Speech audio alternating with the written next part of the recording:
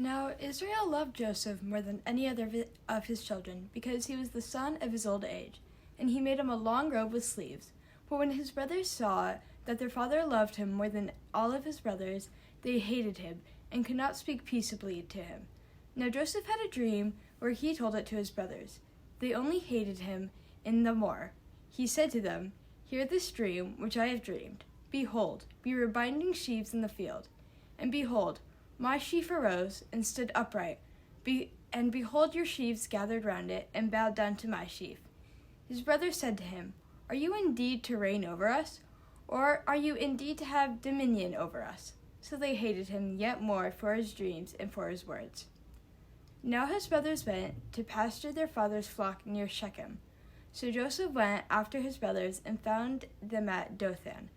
They saw him afar off, and before he could come near to them, they conspired against him to kill them. They said to one another, "Here comes the dreamer.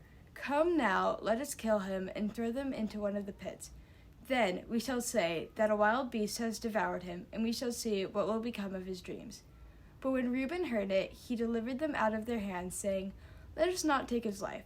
And Reuben said to them, "Shed no blood, cast them into this pit here in the wilderness, but lay no hand upon him, that he might rescue him out of their hand to restore him to his father." So when Joseph came to his brothers, they stripped him of his robe, the long robe with sleeves that he wore, and they took him and cast them into a pit. The pit was empty, there was no water in it. Then they sat down to eat, and looked up and saw a caravan of Ishmaelites coming from Gilead, with their camels bearing gum, balm, and myrrh, on their way to carry it down to Egypt. Then Judah said to his brothers, "What profit is it if we slay our brothers and conceal his blood?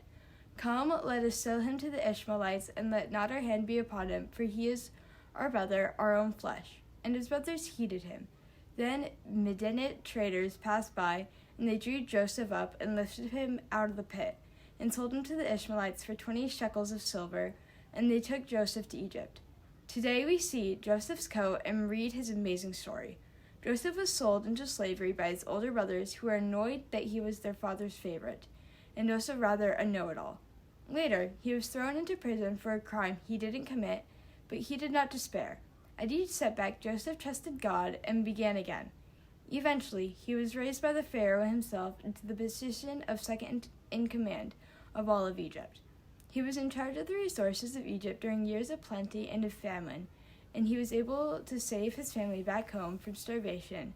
God did not will the sinful actions of Joseph's brothers, but through his providence, he was able to turn those actions to good. Joseph's gift of interpretation of dreams, which had been the source of the rift with his brothers, eventually led to their reunification and reconciliation. O God, thank you for the blessing of family. Help us to share the particular talents you have given to each of us with the gentleness and humility, and to seek and to admire you and the talents you have given to others. Amen.